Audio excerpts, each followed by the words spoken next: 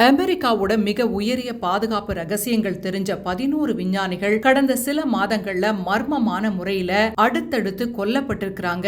இல்லன்னா காற்றோடு காற்றா மாயமாகி இருக்காங்க.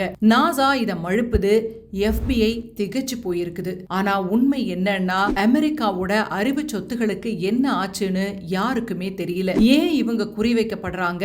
இவங்க கண்டுபிடிச்ச அந்த பயங்கரமான உண்மை என்ன? வரிசையா பலியான இந்த 11 பேருக்கும் பின்னாடி இருக்கிற பொதுவான ரகசியம் என்ன? மேஜர் ஜெனரல் வில்லியம் நீல் மெக்கஸ்லாண்ட், விமானப்படை ஆராய்ச்சி ஆய்வகத்தோட முன்னாள் கமாண்டர், பிப்ரவரி 2026ல நியூ மெக்சிகோல உள்ள தன்னோட வீட்ல இருந்து காணாம போனார். இவரு தன்னோட செல்போன், கண்ணாடி, பிறகு அடையாள அட்டை எதையுமே எடுத்துக்கிட்டு போல.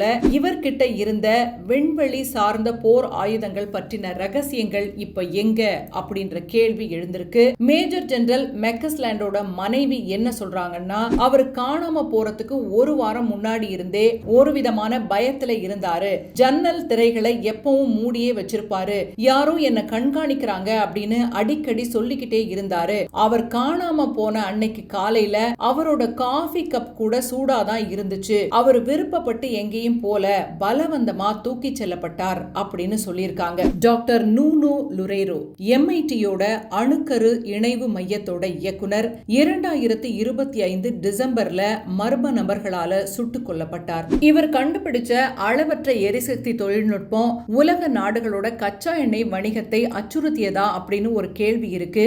இது ஒரு கான்ட்ராக்ட் கில்லிங் அப்படின்னு FBI சந்தேகப்படுறாங்க. டாக்டர் நூனோ லுரேராவோட உறவினர்கள் என்ன சொல்றாங்கன்னா, நூனோ தன்னோட ஆராய்ச்சியோட இறுதி கட்டத்துல இருந்தாரு. இது உலகத்தையே மாற்ற போகும் கண்டுபிடிப்பு அப்படின்னு அடிக்கடி எங்க கிட்ட உற்சாகமா பேசிக்கிட்டு இருந்தாரு. ஆனா அவர் சுட்டு கொல்லப்பட்ட விதத்தை பார்த்தா ஒரு தேச துரோகின்னு சொல்ற மாதிரி இருந்தது. ஒரு நேர்மையான விஞ்ஞானிக்கு ஏன் இந்த நிலை? அவர் கண்டுபிடிச்ச அந்த ஹார்ட் டிரைவ் இப்ப எங்க போச்சு அப்படின்னு கேள்வி எழுப்புறாங்க.